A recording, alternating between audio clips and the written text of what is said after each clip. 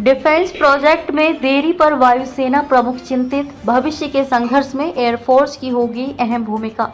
वायुसेना प्रमुख अमरप्रीत सिंह ने एक बार फिर से डिफेंस प्रोजेक्ट में लगातार देरी का मुद्दा उठाया है। उन्होंने कहा कि हम ये जानते हुए भी कॉन्ट्रैक्ट साइन कर लेते हैं कि सिस्टम समय से नहीं मिलेगा, इससे हमारी रक्षा तैयारियों पर असर पड़ता है। इससे पहले 8 जनवरी को उन्होंने तेजस विमानों की डिलीवरी में देरी पर कहा था कि 2010 में 40 तेजस का ऑर्डर दिया गया था, लेकिन वायुसेना को अब तक ये विमान नहीं मिले हैं। आइए जानते हैं देश में कौन से अहम डिफेंस प्रोजेक्ट देरी से चल रहे हैं और वायुसेना प्रमुख बार बार इसको लेकर चिंता क्यों जता रहे हैं।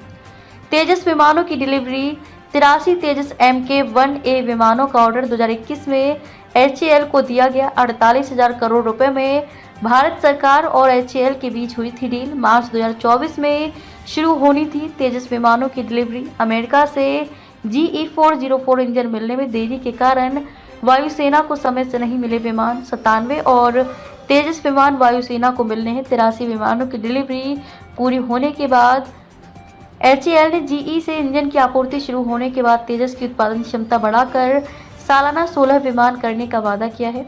उत्पादन में निजी क्षेत्र को भी शामिल करने का प्लान है। देखना होगा कि ये वादा पूरा होता है या नहीं। एडवांस मीडियम कॉम्बैट एयरक्राफ्ट 5वीं पीढ़ी के स्टील्थ लड़ाकू विमान को AMCA को मिली मंजूरी। पहला प्रोटोटाइप 2026-27 तक तैयार होने की उम्मीद थी। देरी के साथ 2028-29 तक उड़ान भर सकेगा। पहला प्रोटोटाइप विमान 2032-33 तक सीरीज उत्पादन शुरू होने की संभावना। 2035 तक हो सकेगा वायुसेना में शामिल। दशकों से चल रहा है स्वदेशी जेट इंजन पर काम। कावेरी प्रोजेक्ट लड़ाकू विमानों के लिए स्वदेशी तकनीक से जेट इंजन बनाने के लिए 1989 में कावेरी प्रोजेक्ट शुरू किया गया था। फंड मिलने में देरी और तकनीकी चुनौतियों के कारण प्रोजेक्ट पिछड़ता रहा। पहले तय किया गया था तेजस विमान में स्वदेशी कावेरी इंजन लगाया जाएगा, लेकिन क्षमता कम होने के कारण इसे तेजस प्रोग्राम से अलग कर दिया गया।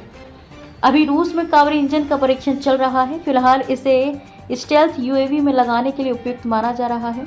स्वदेशी जेट इंजन बनाने की जद्दोजहद अभी जारी है। वायुसेना प्रमुख क्यों जता रहे हैं देरी पर चिंता। वायुसेना लंबे समय से लड़ाकू विमानों की कमी से जूझ रही है। 42 स्क्वाड्रन होने चाहिए, 31 स्क्वाड्रन रह गए घटकर। पिछले 25 वर्ष में खरीदे गए हैं सिर्फ 36 राफेल।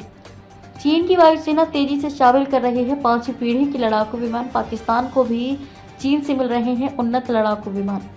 भविष्य के संघर्ष में वायुसेना की होगी अहम भूमिका। हाल में ऑपरेशन सिंदूर के दौरान भारत पाकिस्तान के बीच हुआ संघर्ष काफी हद तक एक दूसरे के एयर डिफेंस सिस्टम को निशाना बनाने और हवाई श्रेष्ठता साबित करने से जुड़ा था।